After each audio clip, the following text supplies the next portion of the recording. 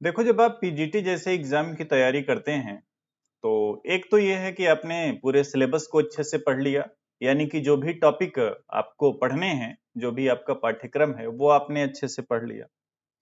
दूसरी आपकी जिम्मेदारी ये बनती है कि पीजीटी लेवल के जो भी एग्जाम हुए हैं अदर स्टेट में या आपके राज्य के, वो सभी क्वेश्चन पेपर आपको अपने आने वाले एग्जाम से पहले एक बार देख लेना चाहिए, उनके सवालों को देख लेना चाहिए। ये चीजें आपकी तैयारी में और ज्यादा मदद करती हैं आपको बेहतर स्कोर कराने के लिए। इसी क्रम में आज मैं आप सभी के साथ चर्चा करने वाला हूं बिहार पीजीटी अर्थशास्त्र, और ये जो क्वेश्चन पेपर रहेगा ये टीआरई 3 का होगा। आप सभी को पता होगा या नहीं पता है तो मैं बता देता हूं, पिछले 2 सालों में बिहार में 3 बार टीचिंग एग्जाम हुए हैं, जिनमें टीआरई 1, टीआरई 2 और टीआरई 3 है। तो पहले हम टीआरई 3 से शुरू कर रहे हैं और उसके बाद टीआरई 2 और टीआरई 1 तक क्रमशः पहुंचते जाएंगे। आज जितने क्वेश्चंस मैं आप सभी के साथ डिस्कस करने वाला हूं, इनको ध्यान से देखना समझना, और अगर आप इस चैनल पे नए हैं तो चैनल को सब्सक्राइब कर सकते हैं अपनी बेहतर तैयारी के लिए।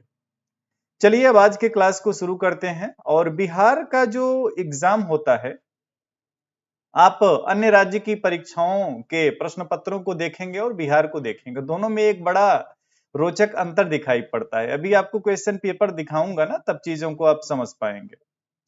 उम्मीद है कि क्वेश्चन पेपर आपको दिखाई पड़ रहा होगा, है ना। और यहाँ पे मजेदार बात जानते हैं क्या है? मजेदार बात यह है कि बिहार में जो क्वेश्चन पेपर होते हैं, जो सवाल होते हैं, वहां एक सवाल में 4 विकल्प न होकर के 5 होते हैं। तो आप पहला सवाल देख सकते हैं, निम्नलिखित में कौन सी अर्थव्यवस्था की केंद्रीय समस्या है ना, अर्थव्यवस्था की केंद्रीय समस्या। और इसमें जो पहला ऑप्शन है, क्या उत्पादन करना है, कैसे उत्पादन करना है, कहां पे उत्पादन करना है। सेकंड ऑप्शन आप क्या देख रहे हैं, क्या उत्पादन करना, कैसे उत्पादन करना, किसके लिए उत्पादन करना। और थर्ड क्या है, क्या उत्पादन करना है, कहां पे उत्पादन करना है और किसके लिए उत्पादन करना है ना। फोर्थ ऑप्शन यहाँ पे आ जाता है, उपयुक्त में से एक से अधिक। और एक फिफ्थ ऑप्शन भी यहाँ पे आप देख पा रहे होंगे, उपयुक्त में से कोई नहीं। तो यही जो चौथे और पांचवे ऑप्शन हैं क्रमशः, यही बिहार के क्वेश्चन पेपर को थोड़ा सा अलग कर देते हैं। यहाँ पे एक बड़ा कंफ्यूजन क्रिएट हो जाता है जब ये दो ऑप्शन आपको दिखाई पड़ते हैं कि उपयुक्त में से एक से अधिक होगा या उपयुक्त में से कोई नहीं होगा। अभी सवाल की बात करेंगे तो आप सभी ने एनसीईआरटी में बहुत ही बार ये चीजें पढ़ा होगा कि एक जो इकोनॉमी होती है, अर्थव्यवस्था होती है, उसकी जो केंद्रीय समस्या होती है वो ये होती है कि क्या उत्पादन करना है ना, क्या उत्पादन करना कैसे उत्पादन करना है और किसके लिए उत्पादन करना है ना, किसके लिए उत्पादन करना है। तो ये तो रटा रटाए सवाल है और इसमें कोई कंफ्यूजन आपको होगा ही नहीं। राइट आंसर आप बिल्कुल आसानी से बता सकते हैं कि B is the correct option. ये पहला सवाल हो गया। दूसरा सवाल जो पूछा गया इस एग्जाम में, ये ध्यान से देखना आप, बिहार में जो टीचिंग एग्जाम हुए पिछले 2 सालों में, उसमें टीआरई 3 जो हुआ, टीआरई 3, और टीआरई 3 में 11th 12th का पीजीटी इकोनॉमिक्स का ये क्वेश्चन पेपर है ना। आगे बढ़ते हैं, नेक्स्ट क्वेश्चन को समझते हैं। अगला सवाल कह रहा है, निम्नलिखित में से कौन सा लागत वक्र आकार में आयताकार अतिपरवलय है। और ये भी देखो एक फैक्ट टाइप का क्वेश्चन है, आपने कई बार ये सवाल पढ़ा होगा, विभिन्न पीजीटी लेवल की परीक्षाओं में पूछा जा चुका है। सो रेक्टेंगुलर हाइपरबोला की बात करेंगे तो जो आईएफसी होता है, एवरेज फिक्स्ड कॉस्ट कर्व, ये होता है रेक्टेंगुलर हाइपरबोला यानी कि आयताकार अतिपरवलय। अब अगर एवीसी की बात करेंगे, एवरेज वेरिएबल कॉस्ट कर्व, तो ये भी ऑलमोस्ट यू आकार का होता है ना। Average fixed cost curve, average fixed cost curve की बात करेंगे, ओके, राइट आंसर यहाँ पे सी है, ठीक है ना। राइट आंसर क्या है, एएफसी ये है ना, हिंदी में लिखा हुआ था तो मैंने ध्यान है। सो एएफसी जो होता है ये होता है रेक्टेंगुलर हाइपरबोला, और ये है एवरेज कॉस्ट कर्व, ये भी कैसा होता है, ये भी कुछ यू आकार जैसा ही होता है। सो ये एक फैक्ट है कि आयताकार अतिपरवलय जो होगा ये एवरेज फिक्स्ड कॉस्ट कर्व होता है, यानी कि औसत स्थिर लागत वक्र होता है। इसमें भी किसी को कोई दिक्कत नहीं होनी चाहिए, है ना। अगला सवाल, निम्नलिखित में से कौन से या कौन सा आय के परिपत्र प्रवाह से रिसाव है ना। इसका अगर आप इंग्लिश देखेंगे तभी चीजों को बेहतर तरीके से समझ पाएंगे, क्योंकि इसमें इतनी बढ़िया वाली हिंदी लिखी हुई है जो आपको कर सकती है कंफ्यूज, है ना। तो इस क्वेश्चन के इंग्लिश को थोड़ा सा देखिएगा और समझिएगा, तब चीजों को बेहतर तरीके से आप समझ पाएंगे। Which of the following is are leakage from the circular flow of income? इसमें सेविंग है, टैक्स है, कंजम्पशन है, more than one of the above है या नन ऑफ द एबव है। कमेंट करके आप इस सवाल का जवाब देना मेरे जवाब देने से पहले, है ना। सो राइट आंसर की अगर बात करेंगे यहाँ पे, तो यहाँ पे आ जाएगा more than one of the above. इस सवाल में दो जवाब सही हैं, है ना, दो जवाब सही हैं। सवाल में आपसे पूछ क्या रहा है कि आय के परिपत्र प्रवाह से रिसाव, है ना। अब जो देखो टैक्स जो होता है ये क्या होता है, खर्च या निवेश हेतु जो भी उपलब्ध धन होता है उसकी मात्रा में कमी होती है इससे, है ना। उपभोग से आप समझ ही रहे हैं कि उपभोग से भी खर्च ही होना है, तो इसमें more than one of the above right answer हो जाएगा। अब हम लोग नेक्स्ट क्वेश्चन की ओर मूव करते हैं। सो इसका हो गया उपयुक्त में से एक से अधिक। अगले सवाल की बात करते हैं, और अगला सवाल तो इससे आपने पहले ही देख लिया होगा।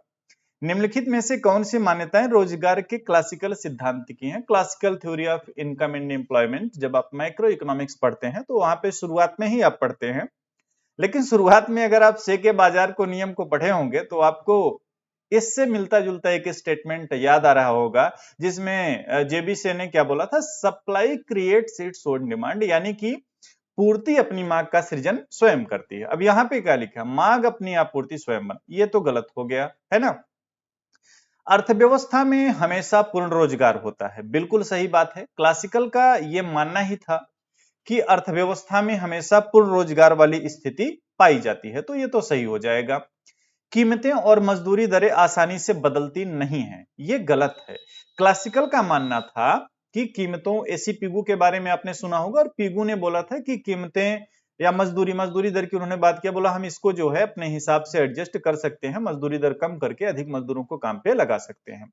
सो यहाँ पे आसानी से इसको बदला जा सकता है। तो राइट आंसर इस क्वेश्चन की अगर बात करेंगे क्या हो जाएगा, ऑप्शन बी हो जाएगा। अगले सवाल की बात करते हैं। अगला सवाल आपसे पूछा है, निम्नलिखित में से कौन सी अंतरराष्ट्रीय एजेंसी विश्व में विनिमय दर प्रणाली से संबंधित है? विश्व में विनिमय दर प्रणाली से संबंधित आपसे पूछ रहा है। अब देखो विश्व की बात है तो देखो केंद्रीय बैंक जो है, अब सेंट्रल बैंक वर्ल्ड लेवल पे तो काम करेगा नहीं, ये तो एक देश के लिए होता है, तो ये तो गलत ही हो जाएगा। सिंपल सा क्वेश्चन है, साधारण सा जवाब है। अगर विश्व पे हम लोग एक्सचेंज रेट सिस्टम की बात करेंगे तो वो आईएमएफ के द्वारा डील किया जाता है ना, अंतरराष्ट्रीय मुद्रा कोष के द्वारा, है ना। तो राइट आंसर क्या हो जाएगा, सी हो जाएगा। अब देखो एक बड़ा ही शानदार सा सवाल है ना, और इसकी हिंदी तो इस सवाल को और ही शानदार बना देती है। इसमें लिखा है वरीयता की एक रास्ता, है ना, वरीयता की एक रास्ता, इसका इंग्लिश देखिएगा,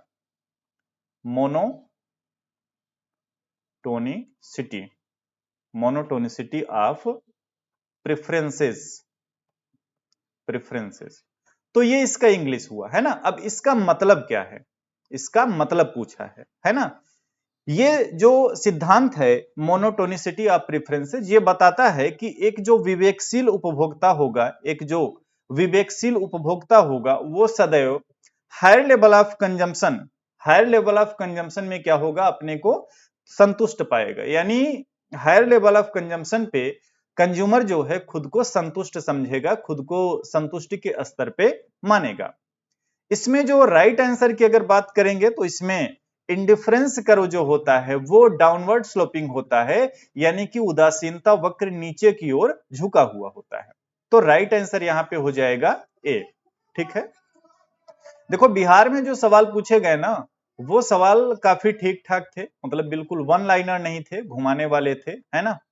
अगला सवाल, उत्पादन संभावना वक्र, प्रोडक्शन पॉसिबिलिटी कर्व के बारे में आपने सुना होगा, और आपसे यही पूछा जा रहा है कि पीपीसी कर्व क्या बताता है, प्रोडक्शन पॉसिबिलिटी कर्व जो है वो क्या बताता है। एक अर्थव्यवस्था उत्पादन कर सकती है, पहला स्टेटमेंट है, पहला ऑप्शन है। दूसरा है, एक निर्माता उत्पादन करना चाहता है, एक उपभोक्ता उपभोग करना चाहता है, उपयुक्त में से एक से अधिक या कोई नहीं।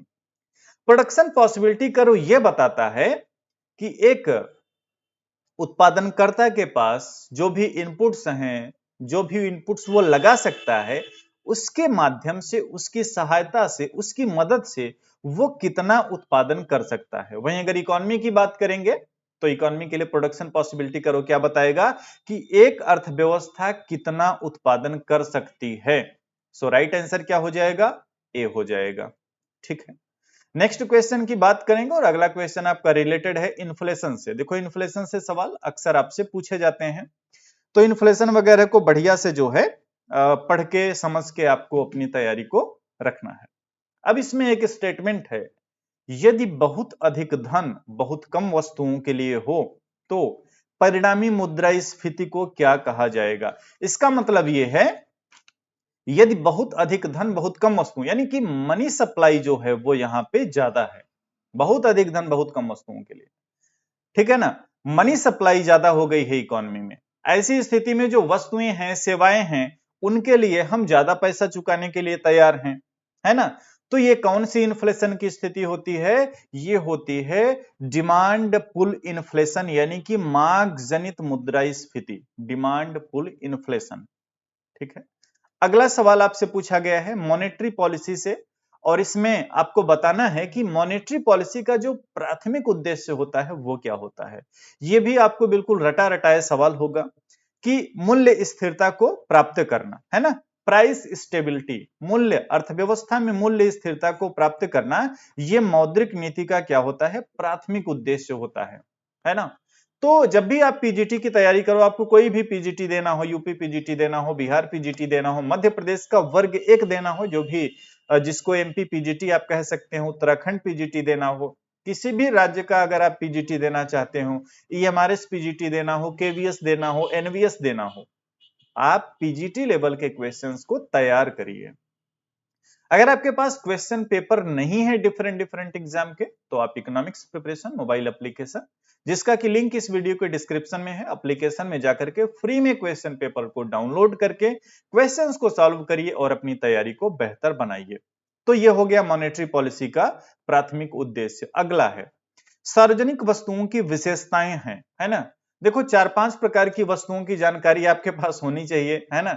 एक तो देखो जो पब्लिक गुड है, प्राइवेट गुड है, मिक्स्ड गुड है, मेरिट गुड है और क्लब गुड है। एक शॉर्ट्स मैंने बनाया था, अपलोड है चैनल पे, आप उसको देख लेंगे तो 1-1.5 मिनट में ये पांचों आपको तैयार हो जाएंगे, मतलब इनके कॉन्सेप्ट क्लियर हो जाएंगे। अब कह रहा है सार्वजनिक वस्तुओं की विशेषता क्या है ना। सार्वजनिक वस्तुओं के बारे में आप सभी जानते हैं कि ऐसी वस्तुएं या सेवाएं होती हैं जो सरकार के द्वारा निःशुल्क रूप से उपलब्ध कराई जाती है, यानी कि यहाँ पे कोई प्रतिद्वंदिता नहीं होती है, यहाँ पे ये नहीं होता है कि किसी को इसके उपयोग या उपभोग से बाहर किया जा सके। ठीक है, तो प्रतिद्वंदिता कहां पाई जाएगी? प्रतिद्वंदिता पाई जाती है निजी वस्तुओं में, निजी वस्तुओं में, ठीक है ना। गैर बहिष्कृत, गैर बहिष्कृत यानी कि उपयोग ना करने मिले, यानी ना करने दे, तो ये सार्वजनिक गुण है ना, सार्वजनिक वस्तु का गुण होता है ना। फ्री राइडर्स प्रॉब्लम जो है ये भी सार्वजनिक वस्तु में मिलता है, लेकिन मुफ्त सवारी नहीं, तो इसको आप कह सकते हो कि ये प्राइवेट गुड का नेचर होता है। सो राइट आंसर क्या हो गया? राइट आंसर हो गया ऑप्शन बी, गैर बहिष्कृत। ये सार्वजनिक वस्तु की क्या विशेषता होती है। अगले सवाल पे हम लोग चलते हैं, उम्मीद है कि चीजों को आप समझ पा रहे होंगे। और ऐसे ही टीआरई 3, टीआरई 2, टीआरई 1 सबके क्वेश्चन पेपर मैं आपको कराता चलूंगा। अब देखो अगला सवाल, बेरोजगारी पे विवरण यहां से प्राप्त किया जा सकता है। आप सवाल को देखेंगे, आपके तुरंत दिमाग में आएगा कि एनएसएसओ, ठीक है ना, एनएसएसओ। तो ठीक है, अगर आपके दिमाग में आ रहा है तो सही है, कोई दिक्कत नहीं है, लेकिन प्रॉब्लम तो यहाँ पे क्रिएट हो रही है ना, क्योंकि इसका राइट आंसर हो जाएगा उपयुक्त में से एक से अधिक। तो अगला क्या होगा? अगला जो हमको डाटा मिलता है वो मिलता है सेंसस से, यानी कि जनगणना की रिपोर्ट से। और कहां से ले सकते हैं? और पीएलएफएस रिपोर्ट से ले सकते हैं, ठीक है ना। इसके अलावा कहां से ले सकते हैं? इसके अलावा जो लेबर ब्यूरो होता है ना, लेबर ब्यूरो, तो यहां से ले सकते हैं। तो ये 3-4 ऐसे स्रोत हैं जहां से बेरोजगारी से संबंधित डाटा प्राप्त किया जा सकता है। अगला सवाल, एडम स्मिथ ने किसका पक्ष लिया? है ना, अब इसको तो देखते ही आप लगा देंगे उपयुक्त में से एक से अधिक, क्योंकि अदृश्य हाथ, हस्तक्षेप नीति, ये सभी एडम स्मिथ ने ही तो बताया था, है ना। अगला सवाल देखो, कुछ सवाल ऐसे हैं जो बढ़िया से आपको सोच के जवाब देने हैं। जैसे कि अगला सवाल यह है कि निम्नलिखित में से कौन आर्थिक रूप से विकसित राष्ट्र का सूचक नहीं है ना। यानी कि कोई इकॉनमी अगर डेवलप्ड है तो उसमें इनमें से जो 3 गुण लिखे हुए हैं, कौन सा गुण नहीं रहेगा। अब देखो, अगर डेवलप्ड इकोनॉमी है तो जाहिर सी बात है कि वहां पे पर कैपिटा इनकम का लेवल क्या होगा, वो हाई होगा। ऐसी पॉसिबिलिटी ज्यादातर होती है कि विकसित राष्ट्रों में प्रति व्यक्ति आय उच्च होती है। और ये भी देखने को मिलता है कि वहां पे लिटरेसी रेट जो होती है, साक्षरता दर जो होती है, उसका भी स्तर उच्च देखने को मिलता है। प्राथमिक क्षेत्र में श्रम का उच्च अनुपात, ये है आपका सही जवाब, क्योंकि ये किसकी विशेषता है, ये विकासशील या अल्प विकसित अर्थव्यवस्थाओं की विशेषता है। ये किसकी विशेषता हो गई, विकासशील या अल्प विकसित अर्थव्यवस्थाओं की। प्राथमिक क्षेत्र यानी कि कृषि और इससे संबंधित क्रियाकलाप वाला जो क्षेत्र होता है। और आप प्राय देखते हैं कि कोई भी अर्थव्यवस्था अगर अल्प विकसित है, विकासशील है, तो वहीं पे ये देखने को मिलता है कि प्राथमिक क्षेत्र में श्रम का उच्च अनुपात देखने को मिलता है। बाकी पर कैपिटा इनकम का हाई लेवल, लिटरेसी रेट का हाई लेवल, ये सब तो अच्छी बातें हैं ना। और ये कहां पे देखने को मिलेंगे, डेवलप्ड इकोनॉमी में देखने को मिलेंगे। नेक्स्ट क्वेश्चन की अगर हम लोग बात करें तो अगला सवाल है, थोड़ा सा ऊपर कर देता हूं, नहीं तो हो सकता है आपको दिखाई ना पड़ रहा हो। अगला सवाल है, निम्नलिखित में से कौन सा या कौन से पूंजी खाते के घटक हैं? ये तो देखते ही आप बता देंगे, एफडीआई, है ना। एफडीआई, प्रत्यक्ष विदेशी निवेश, इसमें तो कोई डाउट, कोई समस्या होगी ही नहीं, है ना। देखो, बीओपी, मैं अक्सर आपसे कहता हूं, बीओपी हो गया, नेशनल इनकम हो गया, अब बजटरी सिस्टम हो गया पूरा का पूरा, इसके अलावा किन्स की जितनी बातें हैं, जितनी थ्योरी हैं, इन्फ्लेशन हो गया, ये सब वो टॉपिक हैं जहां से हमेशा सवाल पूछे जाते हैं। तो आप अगर तैयारी कर रहे हैं तो इन टॉपिक को विशेष रूप से आप महत्व देकर के पढ़ाई करें। अगले सवाल पे हम लोग पहुंचते हैं और अगला सवाल है आपका किससे संबंधित है, ये है गणनावाचक उपयोगिता विश्लेषण से संबंधित, है ना। अब गणनावाचक उपयोगिता विश्लेषण यानी कि आप नाम से ही इसको समझ सकते हैं कि ये उपयोगिता के मापन की एक ऐसी विधि थी जहां पे उपयोगिता को क्या किया जा सकता था, मापा जा सकता था, है ना, मापन किया जा सकता था। उपयोगिता का क्या किया जा सकता था, मापन किया जा सकता था। और उपयोगिता को जो मापेंगे उसकी इकाई क्या रखी गई थी, यूटिल रखी गई थी, है ना। जैसे कि आपने एक रोटी खाया तो बता दिया कि आपको एक रोटी से 4 यूटिल की उपयोगिता प्राप्त हुई, ठीक है ना। तो पहली चीज तो ये कि ये उपयोगिता जो होगी वो सब्जेक्टिव अप्रोच रहेगा, यानी कि व्यक्तिपरक हो जाएगा। दूसरा, उपयोगिता के स्तर को संख्याओं में व्यक्त किया ही जाता है, अभी अभी मैंने आपसे कहा। तो इन्हीं दो को देख करके आप तुरंत कह सकते हैं उपयुक्त में से एक से अधिक क्या हो जाएगा, सही आंसर हो जाएगा, है ना। बिहार अगर आप देने वाले हो, बिहार पीजीटी जो कि आने वाले हैं फॉर्म कुछ ही टाइम में, अगर आप देने वाले हैं तो इस तरीके से अपना अप्रोच रखिएगा, पढ़ाई कॉन्सेप्चुअल क्लैरिटी होनी चाहिए चीजों की। नेक्स्ट क्वेश्चन पे हम लोग मूव करते हैं और अगला सवाल है, सीमांत उत्पादकता सिद्धांत के अंतर्गत श्रम के लिए प्रतिफल किसके द्वारा निर्धारित किया जाता है, सीमांत उत्पाद के द्वारा निर्धारित किया जाता है, यानी कि मार्जिनल प्रोडक्ट, है ना। सीमांत उत्पाद, ये तो बिल्कुल क्लियर है, इसमें भी आपको कोई दिक्कत नहीं होनी चाहिए मेरे हिसाब से, है ना। एक फैक्चुअल टाइप का ये भी सवाल है, मार्जिनल प्रोडक्ट, है ना, सीमांत उत्पाद। अगला सवाल, हाँ अगला सवाल देखो, बढ़िया सवाल है ना। जब आप इकोनॉमिक्स पढ़ते हो तो शुरुआत में ही दो चीजें आप पढ़ते होंगे, एक तो क्या है, ठीक है, क्या है, और दूसरा क्या, क्या होना चाहिए, क्या होना चाहिए। अभी हम लोग दूसरे पे बात करते हैं, क्या होना चाहिए, है ना। ये किसको बताएगा, ये बताएगा आदर्श स्थिति को, है ना, आदर्शात्मक अर्थशास्त्र को, आदर्श स्थिति को, आइडियल कंडीशन को बताएगा। सवाल आपसे यही पूछ रहा है कि निम्नलिखित में से कौन सा या कौन से आदर्शमूलक वचन है। गरीबी एक ऐसी स्थिति है जहां पर लोग अपनी बुनियादी जरूरतों को पूरा नहीं कर पाते हैं, ये तो ठीक है, अच्छी बात है, सही बात है। बेरोजगारी गरीबी के कारणों में से एक है, ये भी सही बात है। भाई अगर रोजगार सबको मिल जाएगा, सबको सैलरी मिलने लगेगी तो गरीबी कम हो जाएगी। सरकार को बेरोजगारी और गरीबी को नियंत्रित करने के लिए और उपाय करने चाहिए। बात आ गई ना, क्या होना चाहिए? क्या है वो तो आपसे पूछ नहीं रहा है, आपसे पूछ रहा है क्या होना चाहिए। तो क्या बोला? सरकार को बेरोजगारी और गरीबी को नियंत्रित करने के लिए और उपाय करने चाहिए। ये क्या हो गया? यही आपका राइट आंसर हो गया, है ना, ऑप्शन सी। क्लियर है? नेक्स्ट क्वेश्चन पे चलें। अगला सवाल देखना समझदारी से, ठीक है, ध्यान देके। और ये तो लो, बिल्कुल आसान सा सवाल है। कॉप डगलस उत्पादन फलन के बारे में पूछ रहा है, शुरुआत में ही आपने पढ़ा होगा क्यू, है ना। इसी से कंपेयर कर लो, कौन सा मिल रहा है? ठीक है, ऑप्शन बी, है ना। हाँ, ऑप्शन बी मिल रहा है, तो राइट आंसर बी हो गया। इसमें भी आपको ज्यादा परेशान नहीं होना है। अगला सवाल, मां की लोच के बारे में। हाँ, ये सवाल आपको कंफ्यूज कर सकता है, अभी इस पे चर्चा करते हैं। चलो, मां की लोच के बारे में निम्नलिखित कथनों में से कौन से कथन सही हैं? पहला कह रहा है, यह किसी वस्तु की मांग में प्रतिशत परिवर्तन को उसकी कीमत में प्रतिशत परिवर्तन से विभाजित करके प्राप्त होती है। ठीक है, अच्छी बात है और यह सही भी बात है। पहला पॉइंट सही हो गया। रैखिक मांग वक्र के विभिन्न बिंदुओं पर मांग की लोच समान होती है। क्या ऐसा होता है क्या? ऐसे अगर डिमांड कर हुआ तो आप सभी को पता है, यहां पे कुछ और होगा, यहां पे कुछ और होगा, यहां पे कुछ और होगा, यहां पे कुछ और, यहां पे कुछ और। तो समान कैसे हुई? यहां तो भिन्न भिन्न हो गई ना, भिन्न भिन्न। सो ये गलत हो गया। आवश्यक वस्तुओं की मांग की लोच अत्यधिक लोचदार होती है ना। आवश्यक जो वस्तुएं होती हैं इसकी तो कैसे होती है? बेलोच होती है भाई साहब, बेलोच। बेलोच होगी। नमक हो गया, दवाएं हो गई। कितना भी कीमत बढ़ जाए, आप नमक खाना तो बंद करोगे नहीं। कितनी भी महंगी दवा हो, लेकिन जरूरत पड़ेगी तो आप उसको खरीदोगे। सो राइट आंसर इस क्वेश्चन का क्या? Option A. ऑप्शन ए क्या हो जाएगा? सही जवाब हो जाएगा। बाकी दोनों चीजें गलत हो गई। अगला सवाल है क्वेश्चन जिसमें आपसे कह रहा है कि यदि एक फर्म अपनी आगत में 30% की वृद्धि करती है और उत्पाद में 20% की वृद्धि होती है तो फर्म का उत्पादन फलन क्या बताएगा?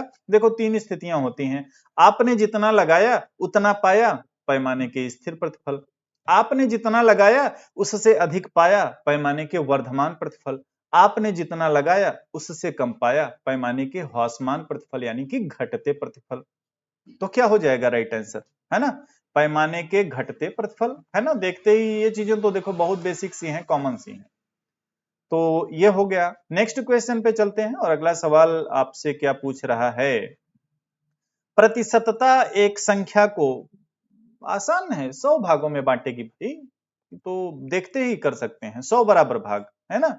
कोई कंफ्यूजन इसमें होना ही नहीं चाहिए।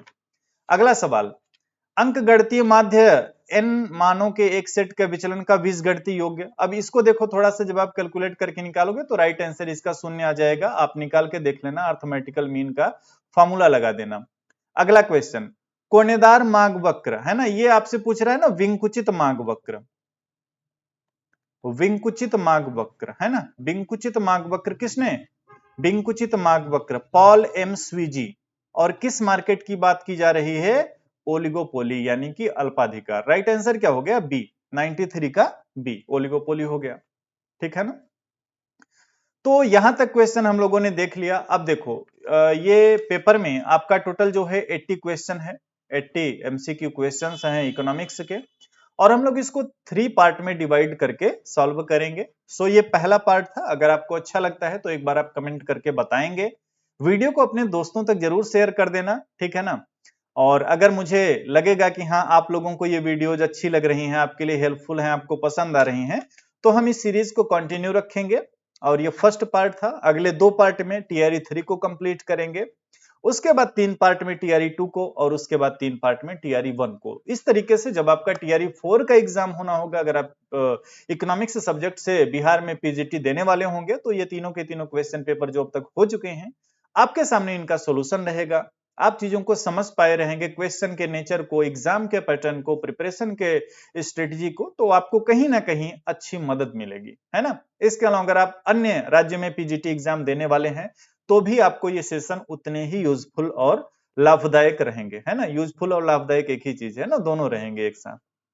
तो कमेंट करके बताना अगर यूजफुल लगेंगे सेशन, तो आगे इसको हम जरूर कंटिन्यू रखेंगे। थैंक यू एवरीवन, मिलेंगे आपसे नेक्स्ट वीडियो में।